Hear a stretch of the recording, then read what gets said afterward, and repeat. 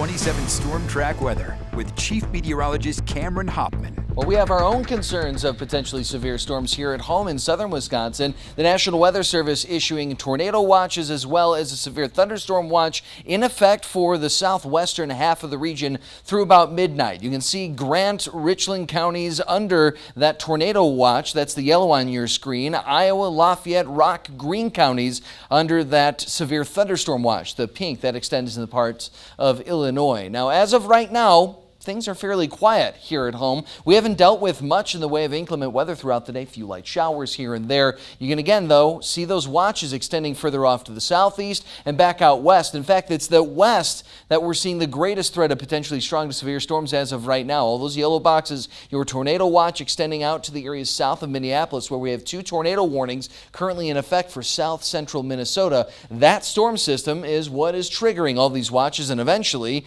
those stronger storms here at home. For now, however, again, it remains quiet. Quite cloudy, some peaks of sunshine here and there, though more cloud cover over the last hour or so. It's 77 in Madison as of right now. Dew point value is still very high in those upper 60s and low 70s. So there's a good amount of heat, not necessarily anywhere as hot as we have been in recent days, but enough of that heat paired with those winds from the east now getting all of that moisture into the region as well. So we have heat, we have humidity, we had some sunshine, meaning a little bit more of that instability into the atmosphere. All 3 of those are thunderstorm fuel and will help fuel these storms in the coming hours. As we jump to our future track, this is the latest model data coming into our weather center. By 8 o'clock, we start to see some of these cells popping. Now, this is not the main event. That main event holding off until later on this evening, likely after 10 o'clock. Some of those storms, though, prior to the 10 p.m. hour, could trigger severe thunderstorm warnings, possibly some rotation as well. So we're going to watch those closely. It's this cluster that the Storm Prediction Center and National Weather Service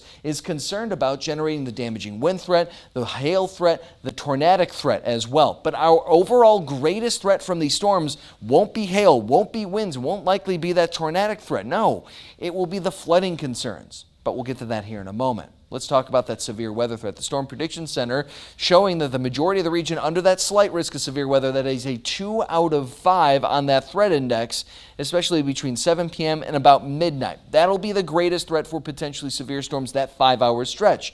Beyond that, yes, we have the wind, the hail threat. It's that flooding concern that we're watching because that rainfall, that's not ending right away. No, we'll continue to see rain chances through the overnight hours into late tomorrow morning, finally drying out by your lunch hour tomorrow. But prior to that point, this is what we're going to be seeing. More of that heavy rain rolling into the region, pushing through. You can see that initial burst of storms. This is about 2:30 in the morning, reaching Madison. So early morning wake-up calls for a few folks across the area with those heavy storms rolling through. By this time, however, I'm anticipating the greatest threat for severe weather will have subsided.